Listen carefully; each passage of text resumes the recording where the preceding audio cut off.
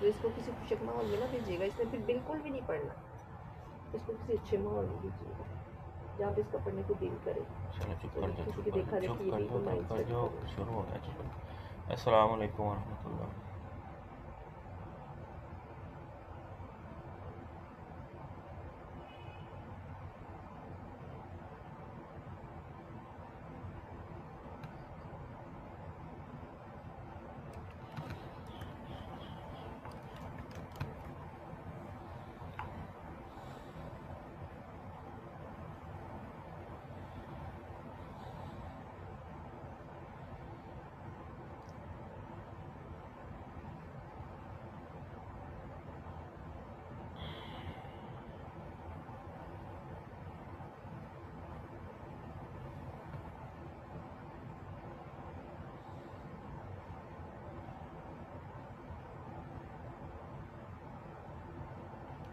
अस्सलाम वालेकुम वरहमतुल्लाह।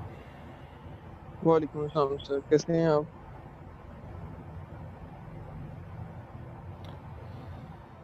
हसन, आवाज़ आ रही है आपको? जी सर, आपकी आवाज़ आ रही है मुझे सर।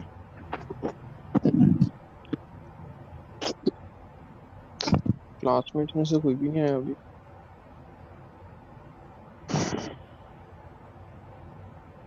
वैसे मैं ही हूँ क्लास में। हसन, आपको आवाज़ आ रही मेरी?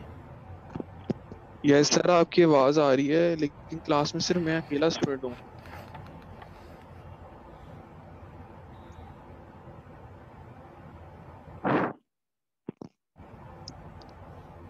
Excuse me sir. अस्सलाम वालेकुम वरहमतुल्लाह। वालेकुम अस्सलाम। अस्सलाम वालेकुम वरहमतुल्लाह।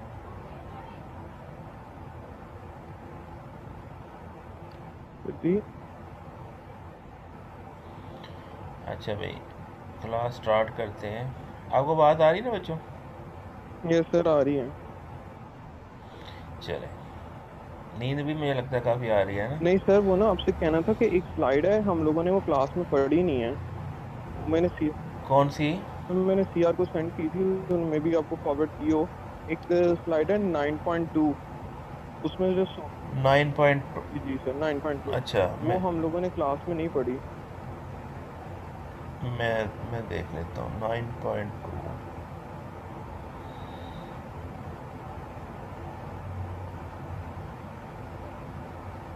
सॉफ्टवेयर आर्किटेक्चर स्टाइल के जी मतलब जी है। सर, ये वाली स्लाइड हमने नहीं पढ़ी। अच्छा, चलें इसको मैं रिपीट करवा देता हूँ। ओके। सॉफ्टवेयर आर्किटेक्चर स्टाइल के मतलब जो है कि पहले बात हुई थी सॉफ्टवेयर डिज़ाइन की, फिर सॉफ्टवेयर आर्किटेक्चर की, फिर सॉफ्टवेयर आर्किटेक्चर के अंदर जो मुख्तलिफ स्टाइल हैं आर्किटेक्चर की, उनकी डिस्कशन इस स्लाइड के अंदर थी। इसके अंदर जो है एक स्टाइल है पाइप एंड फिल्टर का, जिसके अंदर जो है वो डाटा जो है एक एंड से एंटर होता है और दूसरे एंड से जो है आउट हो जाता है। अब आउट होने से पहले उसके ऊपर क्या होता है, कुछ फिल्ट्रेशन होती है।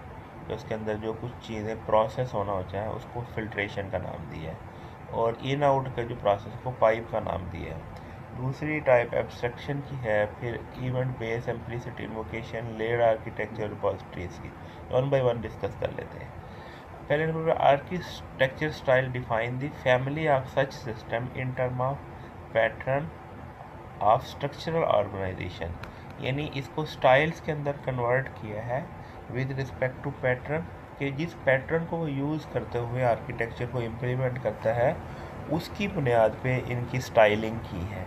और दूसरा यह है कि वो किस किस्म की ऑर्गेनाइजेशन के स्ट्रक्चर्स को के लिए बेस्ट है, इसके लिहाज से भी स्टाइलिंग की है। Determine the vocabulary of component and connector that can be used in instance of that style together with set of constraints on how can be combined। इसके अलावा कि उसके अंदर जो कंपोनेंट्स यूज़ हुए हैं वो और उनका जो इंटरकनेक्शन है उसकी वजह से भी स्टाइल को नाम दिया गया।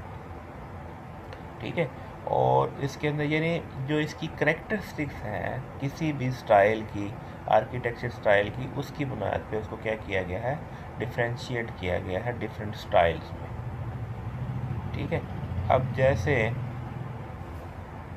पहला स्टाइल है पाइप एंड फिल्टर्स। यानी यहाँ पे ये जो बात है कि ये आपस में कि ये कंपोनेंट्स की बात की ना कि ये डिफरेंट कंपोनेंट्स किस तरह मुख्तलिफ कंपोनेंट के साथ इंटरेक्ट करते हैं, किस तरह कंबाइन होते हैं, इस ये मिल के आर्किटेक्चर का वो रिप्रेजेंट कर रही है, डायग्राम आर्किटेक्चर को रिप्रेजेंट कर रही है। और अगला जो स्टाइल आ गया वो पाइप एंड फिल्टर का। In pipe and filter style each component has set of inputs and set of outputs. इसके अंदर क्या चीज़ें होती हैं, इनपुट और आउटपुट। और component read stream of data on it's input and produce stream of data on it's output. ये क्या करता है कि स्ट्रीम ऑफ इनपुट को रीड करता है और स्ट्रीम ऑफ डाटा को आउटपुट करता है। Deliver A complete instance of result in standard order. अच्छा, अब इसमें जो कंपोनेंट है उसको क्या नाम दिया गया है, फिल्टर्स का, और जो कनेक्टर है उसको नाम दिया गया है चैनल्स का, channel for the stream. The transmitting output of one filter to input of another and the connectors are named as pipe. तो ये जो कनेक्टर्स हैं, अब यहाँ पे देखें, फ़र्ज़ किया यहाँ पे ये जो है ये क्या है, ये एक कंपोनेंट है और ये दूसरा कंपोनेंट है। इन दोनों कनेक्टर के लिए ये एक पाइप यूज़ हुआ है। तो यहाँ से अब ये अगर एक कंपोनेंट है तो यहाँ से कोई इनपुट इन होती है और यहाँ से आउटपुट हो जाती है और इसके दरमियान में वो उसके ऊपर ऑपरेट्स करती है। तो यहाँ पे अब ये जो है, ये जो अब फ़र्ज़ किया मैं ये कहता हूँ जी आपका डाटा इनपुट हुआ और उसके ऊपर प्री प्रोसेसिंग अप्लाई होने के बाद रिफाइंड डाटा निकल गया। प्री प्रोसेसिंग होने के बाद रिफाइंड डाटा निकल गया। मसलन आप नेटवर्क की बात कर रहे हैं, नेटवर्क के अंदर ट्रैफिक आती है, नेटवर्क ट्रैफिक आ रही होती है, उसके ऊपर नॉइज़ होता है फ़र्ज़ किया। अब वो आपका जो फ़िल्टर है वो नॉइज़ को रिमूव करता है और जो after removal of noise data आगे सेंड कर देता है। तो ये क्या प्रोसीजर हो गया पाइप एंड फिल्टर का, कि डाटा आया, फ़िल्टर हुआ और नेक्स्ट चला गया, नेक्स्ट आ गया उसके ऊपर प्रोसेसिंग के लिए। अब पाइप एंड फिल्टर का यानी यहाँ पे ये जैसे इसकी मिसाल इसने वो नॉइज़ एंड फिल्टर वाली दी कि नॉइज़ डिटेक्शन हुई, ये पाइप है, ठीक है, यहाँ पे stream of data I, noise detect हुई, पाइप में से गुजारी, नॉइज़ वेरीफाई हुई और नॉइज़ को करेक्शन कैंसिलेशन कर दी, नॉइज़ को, यानी ये जो है वो फिल्ट्रेशन आ गया और नॉइज़ कैंसिलेशन हो गई। ठीक है, अब इसमें क्या है, Unix support this style of providing A notation for connecting components preferred as Unix processes and by providing runtime mechanism for implementing pipes. Traditional compiler have been viewed as a pipeline system. जो आपके compiler है वो भी क्या करते हैं, आपका source code लेते हैं और उसकी एग्जीक्यूटेबल फाइल बना देते हैं। ठीक है, the signal processing domain, signal processing क्या है, जैसे आपका इमेज प्रोसेसिंग हो गई, साउंड प्रोसेसिंग हो गई, वीडियो प्रोसेसिंग हो गई, उसमें क्या होता है, ऐसे ही होता है ना कि मसलन आप अब बाज़ दफ़ा क्या हो रहा होता है कि आपकी लाइव स्ट्रीम चल रही होती है, लाइव स्ट्रीम के अंदर कुछ अनइवन इवेंट्स हो जाते हैं, उन अनइवन इवेंट्स को वो कट करके दिखाते हैं, वो नहीं लाइव में दिखाते। इसी तरीके से साउंड है, मसलन कोई साउंड रिकॉर्ड करवा रहा है तो उसके अंदर नॉइज़ इंट्रोड्यूस हो जाए तो वो नॉइज़ को रिमूव करके इसको रिफाइन करके दिखाते हैं। ये सारी एग्जांपल्स क्या हैं, पाइप एंड फिल्टर आर्किटेक्चर की। तो ये जो डायग्राम ऊपर बनी हुई है जी पिछली स्लाइड पे, जी, ये टॉप पे पाइप का ये सिंबल है, ये क्या रिप्रेजेंट कर रहा है जो पाइप का ऊपर सिंबल बने हुए हैं? यहाँ पे हाँ, अब यहाँ पे ये जी देखें जी ना, यहाँ पे ये देखें कि ये एक इसने इसमें जो जो थीम दिखाया है, वो थीम दिखाया कि यहाँ से फ़र्ज़ किया या यहाँ से फ़र्ज़ किया कि इनपुट एंटर हुई, इस पाइप में से गो जी थ्रू होने के बाद अब यहाँ पे कोई फ़िल्टर लगा हुआ है, वो फ़िल्टर प्रोसेस करके यहाँ पे इसमें भेजता है। ओके यानी ये सिंपल है, यानी पाइपिंग का कॉन्सेप्ट दिखाने का मकसद ये है। ये अभी एक और चीज़ नोट करें, इसके अंदर जो है ना, पहले तो थीम को बताने के लिए ये पाइप्स वगैरह दिखाई है, वरना हमारे सॉफ्टवेयर में तो ठीक ऐसी कोई पाइप्स नहीं होती ना। है, यस सर। तो सॉफ्टवेयर में सिर्फ थीम को रिप्रेजेंट करने के लिए पाइप का कॉन्सेप्ट दिखाया है, हमारे तो वो फिल्टर्स का कॉन्सेप्ट होता है। जैसे इमेज प्रोसेसिंग की मैंने आपको बात की, या फिर नेटवर्क जी ट्रैफिक की मैंने बात की, तो वहाँ पे वो जो पैटर्न या आर्किटेक्चर चल रहा होता है वो यही चल रहा होता है। Okay sir.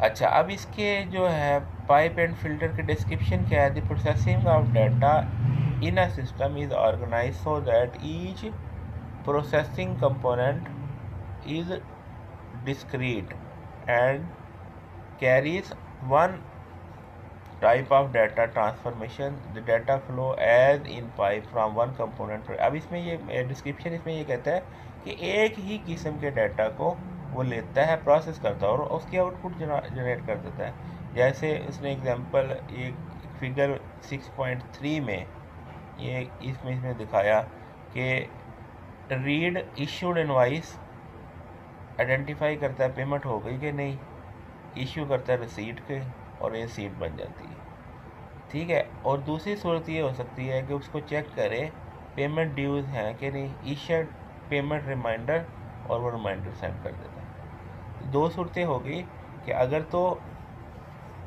पेमेंट यानी वो क्या करता है, इनवाइस चेक करता है। अब दो कैटेगरी हो गए, कुछ लोगों ने पे किया है, कुछ लोगों ने नहीं पे किया, ठीक है।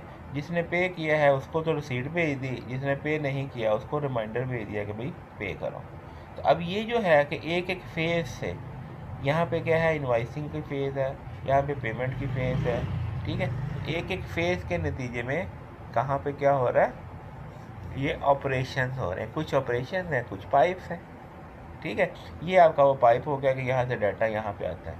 तो ये एक प्रोसेस है कि इशू रिसीट होनी चाहिए कि नहीं, ये एक प्रोसेस है कि पेमेंट ड्यू को फाइंड करना चाहिए कि नहीं। तो कुछ फ़िल्टर है और कुछ आउटपुट है।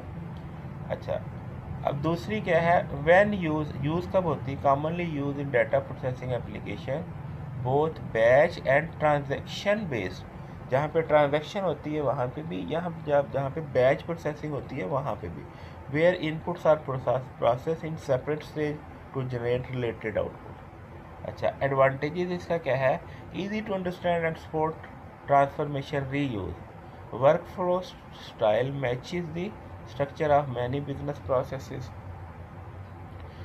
Evaluation of adding transformation is straightforward, can be implemented as either as sequential or concurrent system। तो इसको जो sequential भी किया जा सकती है, parallel भी की जा सकती है। अब लेकिन इसका disadvantage क्या है? The format for data transfer has to be agreed upon between communicating transformations.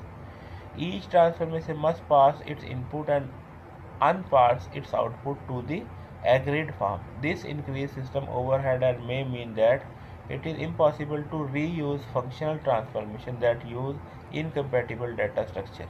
अब इसमें दो चीज़ें हो गई। एक तो इसमें यह है कि बाज़ दफ़ा जो एग्रीड है, मसलन ये है कि डाटा का आपने तो एक सेट ऑफ रूल बनाया, अगर उसमें कोई एक्सेप्शनल डाटा के अंदर आ गई और उससे क्या हुआ कि जो ज़रूरी इन्फॉर्मेशन थी वो भी उसने डिस्कार्ड कर दी, फ़िल्टर कर दी, तो उसको रोल बैक करना एक हेडेक बन जाएगा कि जो ज़रूरी इन्फॉर्मेशन थी वो भी डिस्कार्ड कर दी। फ़िल्टर लगाया ना, मतलब आपने नॉइज़ फ़िल्टर लगाया और बाद में पता चला कि ये इसने जिस चीज़ को नॉइज़ समझ के डिस्कार्ड किया वो नॉइज़ नहीं थी, वो डाटा ही था। लेकिन क्या था कि उसके अंदर एक्सेप्शनल केस आ गया कि कहीं पे किसी डिवाइस की मेल फंक्शनिंग की वजह से उसको उसने नॉइज़ बना दिया और वो ज़रूरी डाटा था। तो इस तरह की सिनेरियो का वो ओवरहेड बन जाता है उसको वापस रीट्रांसफॉर्म करने में। और यह बाज़ दफ़ा ऐसे होता है कि डाटा की कंपैटिबिलिटी नहीं, क्योंकि अब हमारे पास तो डाटा आता है तो किसी पहले डाटा स्ट्रक्चर में सेव होगा ना, फिर आप उसको प्रोसेस करेंगे। अगर डाटा स्ट्रक्चर की मसलन इनपुट आई, उसके अंदर थोड़ी सी मिसमैनेजमेंट होगी, डाटा स्ट्रक्चर के अंदर फिट नहीं आया, इनकम्पैटिबल हो गया, तो वो उसको ट्रांसफॉर्म नहीं कर सकेगा। तो ये दो चीज़ें जो है डिसएडवांटेजेस में डिस्कस की है। हाँ, ये जो डाटा स्ट्रक्चर की इनकम्पैटिबिलिटी की समझ आई कि नहीं, इसको मैं समझाता हूँ। समझ आ गई सर। समझ आ गई? चले, इसके बाद data abstraction and object oriented organisation. अगली चीज़ जो स्टाइल की है वो क्या है? Object oriented organisation. Data representation and their associated primitive operations are encapsulation, information hiding है। ये जो आपने ऊप के कॉन्सेप्ट पढ़े थे, ऑब्जेक्ट होता था, फंक्शन होता था, प्रोसीजर होते हैं, ठीक है। अच्छा, the component of this style are object, object interact through function and procedure. अब वो पता है एक ऑब्जेक्ट दूसरे से कम्युनिकेट किससे करता था, मेथड या फंक्शन से करता था। ठीक है। प्रॉपर्टीज क्या है, that an object is responsible for preserving the integrity of its representation. सारा जो डाटा है वो कहाँ सेव होता था, ऑब्जेक्ट के अंदर। जो ऑब्जेक्ट की इंटेग्रिटी है वो किसके जरिए होती थी, ऑब्जेक्ट के जरिए। डाटा की इंटेग्रिटी ऑब्जेक्ट के जरिए, और उसकी रिप्रेजेंटेशन जो है वो हिडन होती थी दूसरे ऑब्जेक्ट से। एक ऑब्जेक्ट का डाटा दूसरा ऑब्जेक्ट एक्सेस नहीं कर सकता ना। जिसको आप चाहते थे उसको पब्लिक करते थे, अदरवाइज उसको प्रोटेक्टेड या प्राइवेट करते थे। अब इसका एडवांटेजेस क्या है, because the object hide the representation from its client, it is possible to change the implementation without affective this client. इसका फ़ायदा ये है कि आप इम्प्लीमेंटेशन को चेंज कर देते हैं क्लाइंट को चेंज किए बगैर। इंफॉर्मेशन क्योंकि हाइड होती है, तो आप जो है सिर्फ क्या करते हैं, मेथड चेंज करेंगे तो उससे वो क्लाइंट को अफेक्ट नहीं करेगा। डिसएडवांटेज क्या है, in advantage for one object to interact with other via procedure call, it must know the identity of that other object. तो उसको उस ऑब्जेक्ट की आइडेंटिटी पता हो तब ही वो इंटरेक्ट कर सकता है। Where filter don't need no but other filter are in the system और इन ऑर्डर टू इंटरेक्ट। लेकिन फिल्टर में ऐसा कुछ नहीं था कि उसमें आइडेंटिटी की कोई ज़रूरत नहीं थी, तो जो भी डाटा सेंड किया उसने कर दिया। लेकिन यहाँ पे ऐसा नहीं है, यहाँ पे उस ऑब्जेक्ट जिस ऑब्जेक्ट को अलाउ होगा किसी पर्टिकुलर फंक्शन को कॉल करने का वही कर सकता है, दूसरा नहीं कर सकता। Therefore whenever the identity of object change it necessarily modify all other objects that explicitly invoke it। मसलन कि अगर एक ऑब्जेक्ट है, फ़र्ज़ किया वो किसी एक्स प्रोसीजर को कॉल कर सकता है, आपने जो है, और वो कॉल क्यों कर सकता था, क्योंकि ये ऑब्जेक्ट किसी क्लास को इनहेरिट कर रहा था और ये उस क्लास का ऑब्जेक्ट था। अब आपने उसकी वो इनहेरिटेंस की करैक्टरिस्टिक ख़त्म कर दी, तो अब तो नहीं वो उस ऑब्जेक्ट को कॉल कर सकेगा। और उसके ऊपर डिपेंडेंसी में जिन जिन चीज़ों ने उस ऑब्जेक्ट को कॉल किया होगा वो सारी जगह एरर दे देगा कि अब इसके पास वो राइट नहीं है इसको कॉल करने का।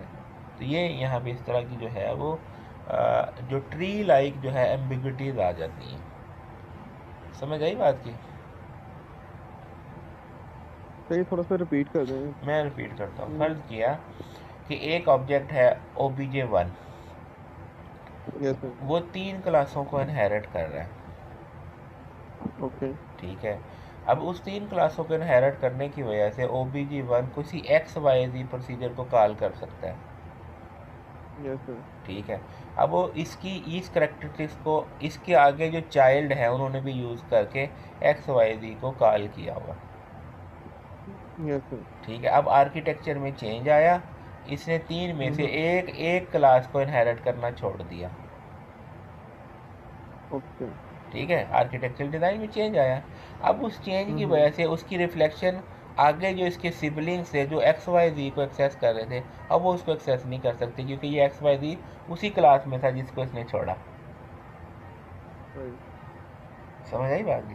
तो इस वजह से फिर वो क्या होगा, इसके लिए जो जो एक्सप्लिसिटली जिनको वो नोट करा था उस मॉडिफिकेशन की वजह से वो अफेक्ट कर जाएगी। ओके। ठीक है। Data abstraction and object oriented organisation की डायग्राम आ गई जिसके अंदर एब्स्ट्रैक्ट डाटा टाइप्स हैं, ADT abstract data type, manager, ADT, procedure, ये कॉल, ये जो लाइनें हैं ये प्रोसीजर कॉल है कि ये ऑब्जेक्ट इस ऑपरेंड के ज़रिए इनपुट लेके इस ऑब्जेक्ट को एक्सेस कर रहा है। ये इस तरीके से OBJ is manager and operand is an invocation operator.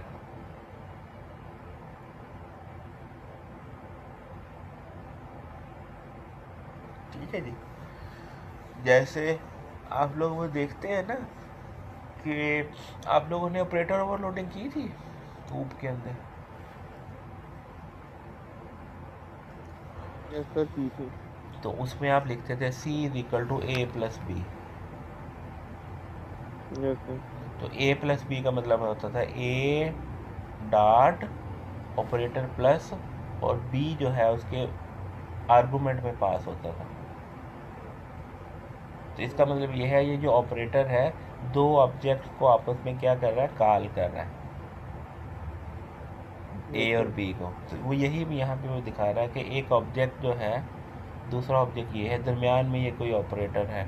अब वो ऑपरेटर क्या लें या उसका फंक्शन क्या लें, प्रोसीजर कॉल की बात कर रहा है।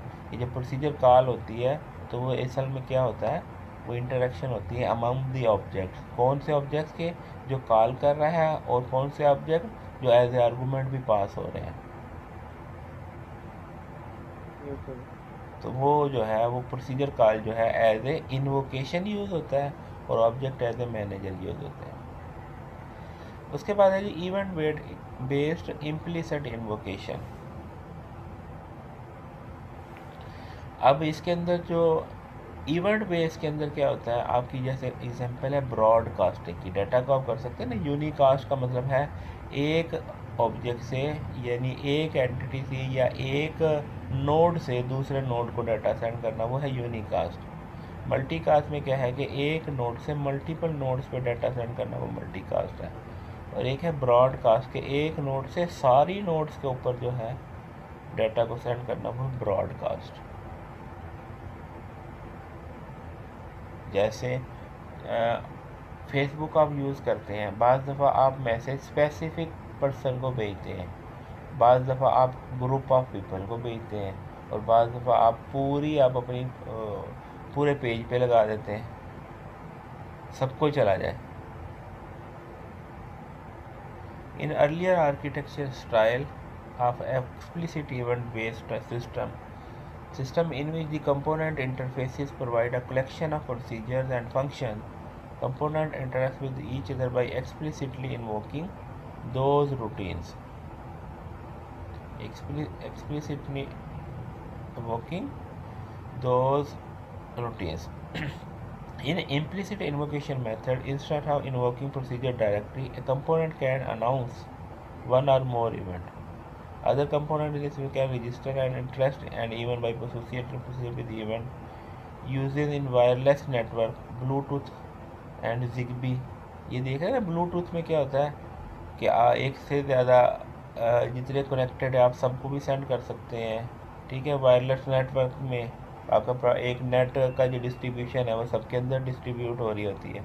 जैसे आप लोग घरों में भी इस्तेमाल करते हैं कि आपने राउटर लगा लिया और फिर 4 लोगों के साथ शेयर कर लिया, तो जो एक इन्फॉर्मेशन जो PTCL की तरफ से आ रही है वो डिस्ट्रीब्यूट हो रही है। तो ये इसके बाद जो है कि इसके अंदर वो यानी वो ऑब्जेक्ट वाला कॉन्सेप्ट नहीं है कि हर एक का जो है वो कि एक से इन्वोक होता है, सारे उसको यूज़ कर लेते हैं। जैसे ही आपके पास एग्जांपल आ गए, ठीक है, यहाँ से आप ब्रॉडकास्ट कर सकते हैं। ये वो एग्जांपल आ गए 1, 2 और 3 कि यहाँ पे ये मोनो जो है यहाँ से 1 से 2 पे इंटरेक्ट हो रहा है, ये 2 से 3 पे, 3 से ये मल्टी चल रही है। इवेंट बेस्ड इम्यूनिकेशन में एक कंपोनेंट जहाँ पे आपका ये कंप्यूटर सिस्टम चलता है, वॉन न्यूमन आर्किटेक्चर में भी तो ऐसा ही होता है कि इन्फॉर्मेशन सेंड होती है कंपोनेंट से, बस के ऊपर फ्लोट कर रही होती है, तो जिसकी इन्फॉर्मेशन है उसको कलेक्ट कर लेते हैं। ये आपका कंप्यूटर वॉन न्यूमन आर्किटेक्चर को लेकर फॉलो कर रहा होता है ना। ये लेयर उसके बाद अगर layered architecture, layer system is organised hierarchically, each layer provide service to the layer above it and serving as a client to the layer below. तो लेयरिंग में क्या होता है कि एक लेयर दूसरे को सर्विसेज दे रही होती है। In some layer system inner layer are hidden from except of adjacent outer layer except of certain functions carefully selected for export. The connectors are defined by protocol that determine how layer will be interact। जैसे आपकी OSI layer है, आप लोगों ने network के अंदर पढ़ी हुई, एक लेयर से डाटा दूसरी लेयर में शिफ्ट हो रहा होता है, लेकिन जो आपस में इंटरेक्ट कर रही होती है उनको तो एक दूसरे की कम्युनिकेशन का पता होता है, जो उसके बाद तीसरी दरमियान में गैप पड़ता है उसको तीसरी का नहीं पता होता और उसके साथ कम्युनिकेट भी नहीं कर सकती। तो most widely known example of kind of architecture style layer communication protocol की बात करते हैं, ठीक है ना। OSI लेयर और वो इंटरनेट लेयर, ठीक है। जेनेरिक लेयर में यूज़र इंटरफेस है, user interface management architecture authorization है, core business logic application functionality है, system support OS database etcetera है। यहाँ पे ये जो है यूज़र इंटरफेस से भी आप कंप्यूटर सिस्टम का आर्किटेक्चर देख लें। आपके पास जैसे इंटरफेस है, माइक्रोसॉफ्ट वर्ड ओपन करते हैं वो एक इंटरफेस है। अगली लेयर है कि वो इंटरफेस इंटरेक्ट करता है ऑपरेटिंग सिस्टम की लेयर के साथ। ऑपरेटिंग सिस्टम इंटरेक्ट करता है आपकी जो है सिस्टम लेयर के साथ। सिस्टम लेयर जो है हार्डवेयर लेयर के साथ। ये इस तरीके से वो सारी जो है वो कम्युनिकेशन होती है, ठीक है। तो ये लेयरिंग के अंदर ही है। इसी तरीके से ये जेनेरिक लेयर आर्किटेक्चर था। ये लिब सिस्टम आर्किटेक्चर है कि वेब ब्राउज़र का इंटरफेस होता है। अब ये लॉगिन है, लिब लाइब्रेरी सिस्टम का लॉगिन है, फार्म एंड क्यूरी मैनेजर है, प्रिंट मैनेजर है। अब ये इंटरफेस जो है, जो इंटरफेस है, इंटरफेस के थ्रू क्या आप प्रिंटिंग का इंटरफेस ले सकते हैं, आप फार्म मैनेजर का ले सकते हैं, आप लॉगिन स्क्रीन का ले सकते हैं। ये इंटरफेस आ गया। अब वो जो लॉगिन स्क्रीन है वो डिस्ट्रीब्यूटेड सर्च भी कर सकती है, ठीक है। वो डॉक्यूमेंट अगली लेयर में क्या है, आप सर्चिंग करवा सकते हैं, आप डॉक्यूमेंट को रिट्रीव कर सकते हैं, आप कोई राइट कर सकते हैं इन्फॉर्मेशन, आप अकाउंटिंग की इन्फॉर्मेशन ले सकते हैं। अगली लेयर क्या है, लाइब्रेरी इंडेक्सेस। वो लाइब्रेरी इंडेक्स क्या है कि लाइब्रेरी के कौन से सेक्शन में से डाटा आना है, दूसरे में से डाटाबेस, या डिस्ट्रीब्यूटेड एनवायरनमेंट की बात कर लेते हैं कि कौन सी डाटाबेस से आना, इससे आना, 2 से आना, 3 से आना, किस डाटाबेस से आना। तो वो उस क्यूरी के नतीजे में एक डाटा स्टोर से आएगा कि मल्टीपल डाटा स्टोर से आएगा, ये डिपेंड करता है एज पर यूर क्यूरी। तो ये जो है लेयर्ड अप्रोच की। अब इसकी डिस्क्रिप्शन क्या है, organise the system into layer with related functionality associated with each other.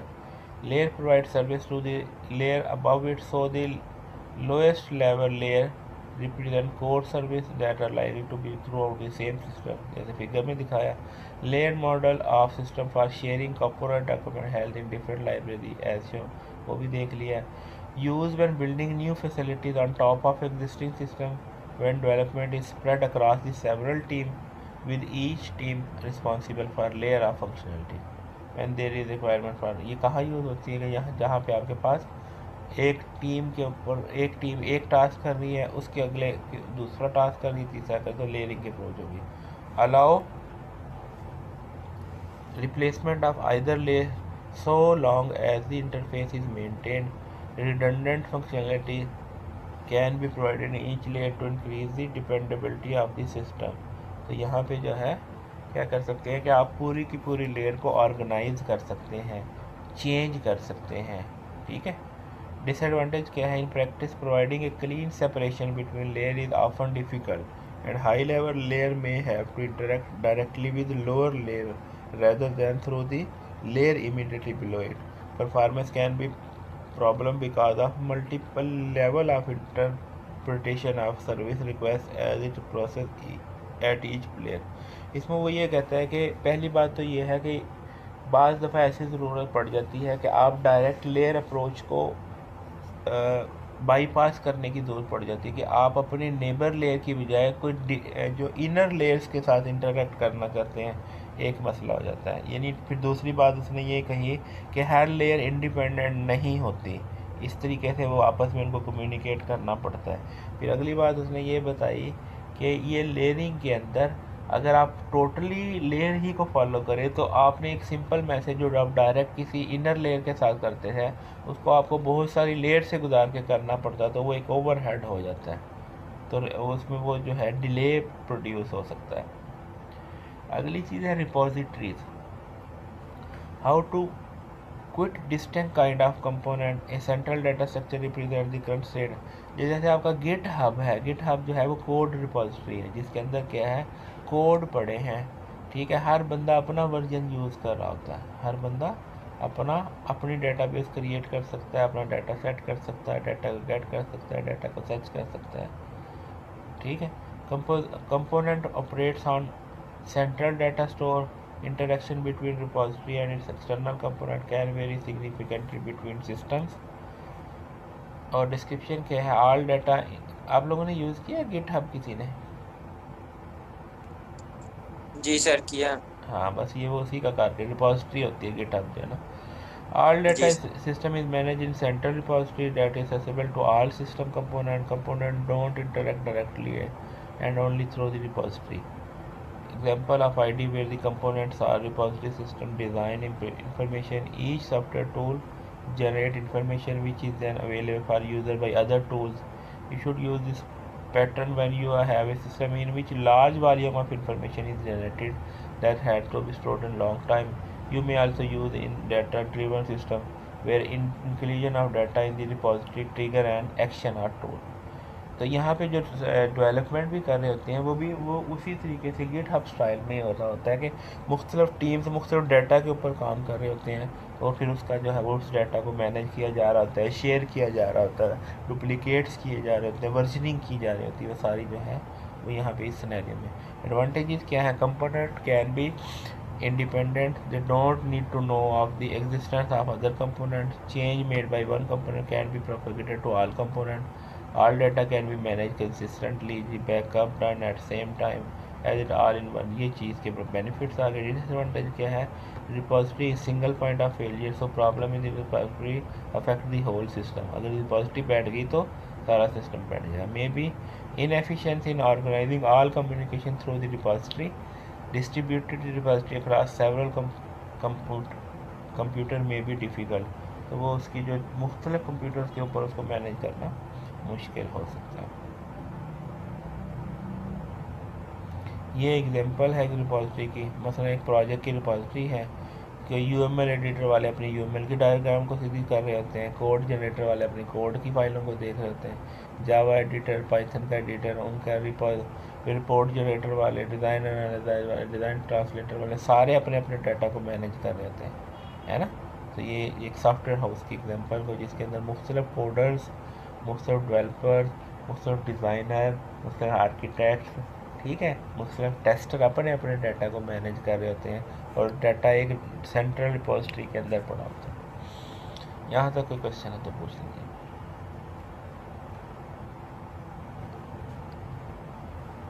जी भाई,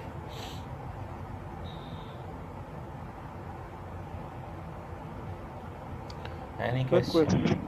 जी क्वेश्चन ये कि ना आपने मंडे को ना जो स्लाइड सेंड की थी ना और कहा था कि यूट्यूब से लेक्चर देख लीजिएगा, वो वहाँ पे लेक्चर तो था नहीं। हाँ, वो ना वो थोड़ी सी मिसिंग मेरे से ये हो गई कि वो ना कुछ लेक्चर ना मैंने यूनिवर्सिटी में जाके लिए थे, तो वो मेरा ख्याल में अपलोड नहीं कर सका। मैं आज जाके करता हूँ। अभी मैं देख रहा था तो वो यहाँ नहीं थे, मेरे लैपटॉप पे नहीं थे, वो यूनिवर्सिटी से किए थे। वो मैं करता हूँ आज जाके इंशाल्लाह। सर और ना जो स्लाइड है ना 11.2 जी, उससे लेके जो 15 के दरमियान वाली स्लाइड है आपने वो भी सेंड नहीं की। वो तो मैं अभी कर देता हूँ, वो मैं अभी ग्रुप पे कर देता हूँ। ये कहाँ से कहाँ तक, कहाँ से कहाँ तक बता रहे थे आप? 11.2 से 11.2 के बाद वाली स्लाइडें सेंड करनी है आपको। ठीक हो गया, मैं वो कर देता हूँ।